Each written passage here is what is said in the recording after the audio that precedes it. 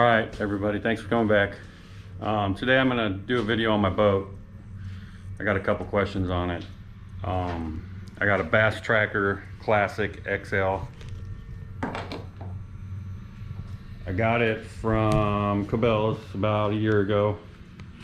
It was $12,000. I upgraded the trolling motor, put a depth iron in the front, another one on the console. But I'm gonna go over some of the stuff I put on it and how I did it. But we'll start at the front and go back. This is a Minn Kota Tarova trolling motor, 55 pound, 12 volt. Works amazingly good. It's got iPilot, spot lock, all that. Definitely recommend upgrading that because the other 55 pound Minn Kota Edge, I think it was. No, it wasn't the Edge, but whatever it was, I don't like. This is a Livewell that I use for my kayak and also on my boat. It's got a little lid that goes over it. Let me put it on. This lid is called a trash can Yeti bucket topper. It's made for a 5-gallon bucket, but I use it for this. And what you do is when you catch some fish, you just throw it in there. Keeps it from jumping out, and then when you need a fish, you reach in and grab one out. Got a power bubbles. Hooks to a 12 volt battery. I'll show you that in a minute. By the way, I know my name's Florida Kayak Guy, and I do have a kayak. I'm actually going out tomorrow offshore fishing. So hopefully I'll film a video of that, see what happens. I use the pedestal seat. This deck, I added this deck extension on. It's about 27 inches by probably 35, 36. And all I did is I went to Lowe's and I bought, I believe it's 1.5 inch angle iron. Not angle iron, aluminum. Riveted it. You can see the rivets. There. You know, I put rivets and everything. It's not actually screwed into the, I didn't screw it into the front or the sides. I screwed it into the floor in case I ever wanted to take it out, but it's extreme. I mean, it's super soft. This is, I want to say 9/16 plywood. Got the carpet at Lowe's, matches almost exactly. It's probably the same carpet. It looks the exact same. These are pliers that I got from Strike Zone here in Florida. They're Danco pliers, and they're amazingly good. They're a little expensive, like 40 bucks, but these are the power poles I have. I have a 10-foot one, an 8-foot power pole. I'll show you that in the back. I just use this Yeti cooler for a middle seat and a step because it fits. And to be honest, I don't really use the cooler for anything else. I don't even use it to keep cold stuff. I just use it for storing my lures and stuff. Life jackets. Here's the back hatch. I got life jackets in there. Take that one out for the kayak tomorrow. Not very organized, but whatever. Charging up the battery. That's the battery I use for the Livewell. It's like 30 bucks at Walmart. By the way, back to the Livewell. This Livewell is a dog food container. I forget the name of it, but you can get it at Sam's Club if you go in the dog food aisle. It was 24 bucks. Drilled a couple holes, put handles in it.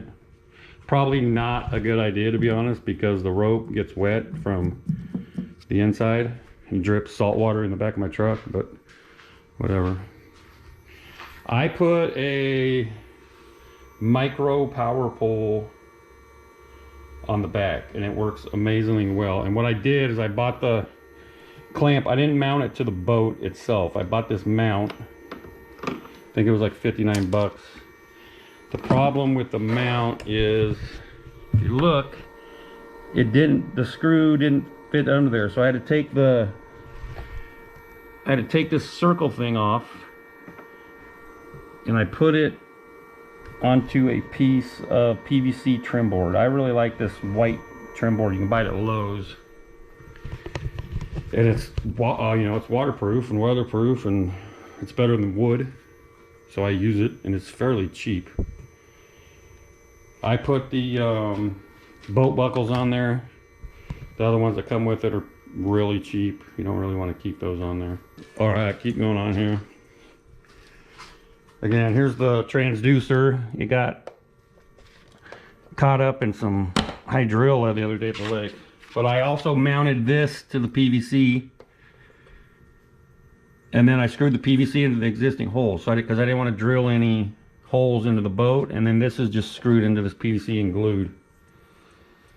Nothing too crazy. I put a Humminbird Helix 7 right here on the dash. Works amazingly good. Over here, what I originally did, it's called a Spike It anchor, I think, or Anchor It. Got that at Cabela's for like 75 bucks. And originally, when I bought the boat, I didn't really want to pay for the power pole if it wasn't going to work or if I didn't like it. So I got this in the front, and then you just stick the spike down through it. And they had a deal on the spike where if you buy the spike and the power pole, micro power pole, you got $100 off. So I figured I'd buy them, and you got like 8 or 9 months, I think, after. You can buy them separate, which is what I did. But anyway, if I need to, I can put the power pole in the back down, and then I put the pole in the front, and it holds me perfectly still. It'll work. And probably on the back one, I have a 10-foot pole that I put in the back, and if it's about 7 foot deep, it'll hold me. Anything over 7 foot, and it won't, at least 7 foot registering on the transducer. But the transducer is lower in the water, so you're figuring if you're in about 8.5 feet of water, it'll hold you. Because that's up 1.5 feet, that's down 1 foot. So there's about 2.5 foot difference there. I put a Garmin 93 SV on the front just because it was on sale. And it's hooked straight into the transducer on the trolling motor. This is extremely wobbly because I used a kayak mount for it. I'm not really sure that it was a good idea. But anyway, I'll switch it back.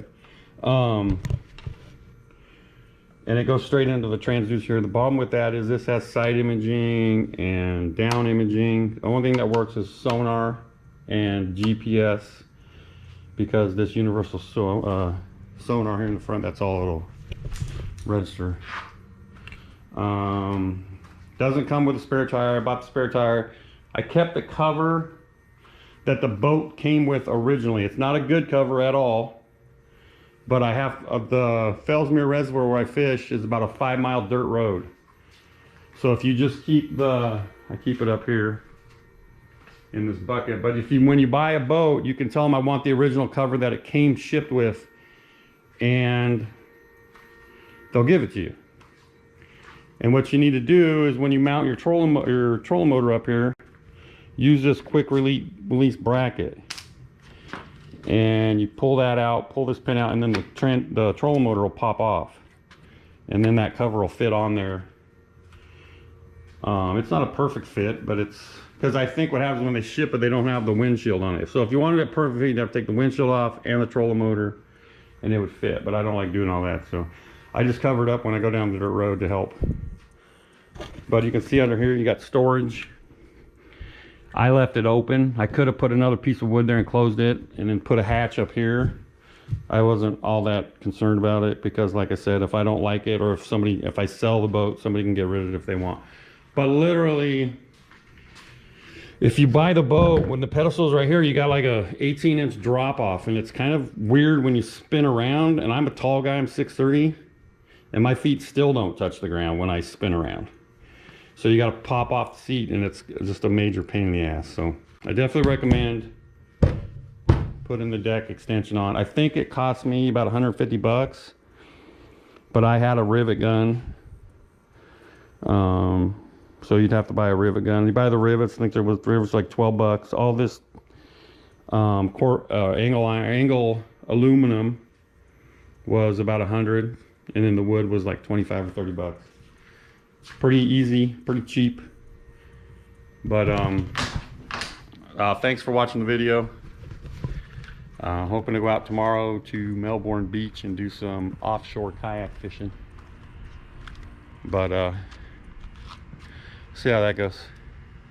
All right, like and subscribe if you get a chance. Comment on the video. Thanks for watching. Bye bye.